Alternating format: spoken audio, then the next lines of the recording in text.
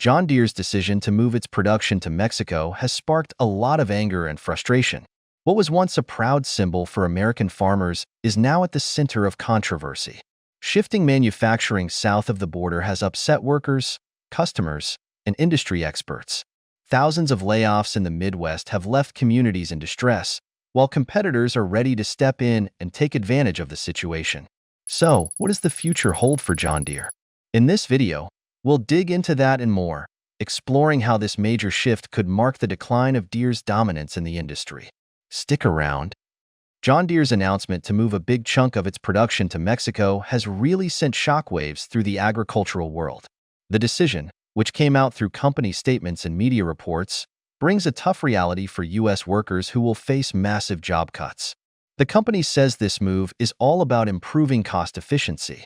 Manufacturing in Mexico means tapping into a growing industrial hub, simpler logistics, and much lower labor costs. TO show they're serious about this shift. John Deere plans to invest $55 million in their new Mexican site.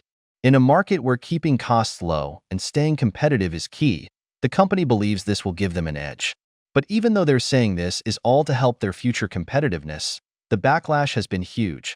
John Deere's leadership is trying to put a positive spin on things, pointing out that the investment in Mexico will lead to technological improvements and more efficient production, which could result in better products at lower prices for consumers.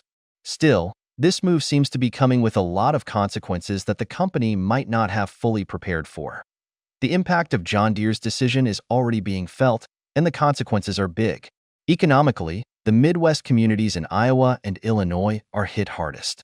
For years, John Deere has been a major employer there, providing stable, well-paying jobs that supported entire families and kept small towns running. Now, with layoffs on the horizon, hundreds of families are facing an uncertain future, and the economic stability of these communities is at risk. This kind of job loss doesn't just affect the workers, but the whole community as well. Hardware stores and local restaurants that depend on the spending power of manufacturing workers are bracing for a tough future.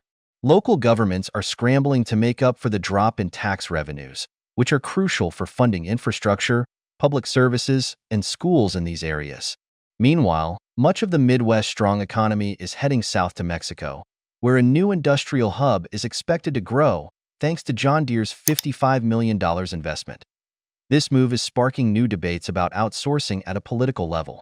It's happening against the backdrop of efforts to keep manufacturing in the U.S., especially with tariffs that were introduced during the Trump administration to encourage domestic production. Companies like John Deere, which rely on international supply chains, have felt the financial sting of these tariffs, especially as they've increased the cost of importing goods. Now, lawmakers are calling for stricter regulations to stop corporate outsourcing. Another major fallout is the potential damage to John Deere's brand. For many, the company has stood for more than just equipment. It's been a symbol of American strength, quality, and tradition. That image is now at risk. Many customers feel betrayed by the move and are voicing their anger online, with some even threatening to switch to competitors. Farmers who have trusted John Deere for years are now wondering if the company still holds the same values they do. Industry experts are divided on the move. Some see it as a smart financial decision, given the rising production costs in the U.S. But others argue that John Deere's long-term success depends on the loyalty and trust of its core customers, something this move could hurt, threatening its position as a leader in the agricultural equipment market. John Deere has held a strong position in the market for a long time. Its reputation for quality and innovation is reflected in the iconic green and yellow machines seen on farms across the globe. The company produces everything from tractors and harvesters to high-tech farming equipment, solidifying its spot as one of the biggest players in the industry. But maintaining that position is becoming harder, especially with all the controversy and shifting market conditions. The decision to move some production to Mexico is just the latest in a series of moves that have upset both its workforce and customers. Established competitors and newcomers alike are watching closely, ready to seize any opportunity to gain ground in an industry where brand loyalty and trust are key. Despite these challenges, John Deere has remained financially strong in recent years, thanks to its robust revenues. The company has stayed ahead of the competition by investing in innovative agricultural technologies, such as AI-powered farming solutions and driverless equipment. However, It's clear that economic factors have forced the company to focus more on cutting costs. Global supply chain issues, labor shortages, and rising raw material costs have reduced profit margins, forcing tough decisions to maintain profitability.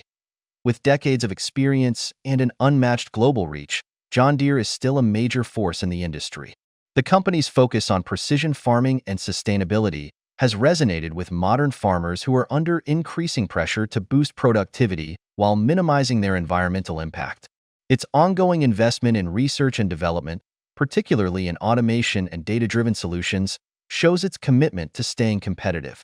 But balancing market leadership, public trust, and financial performance is no easy feat. John Deere may be prioritizing its bottom line over its employees, and if this isn't addressed, it could lead to a loss of customer loyalty, something that has always been at the heart of the company's success.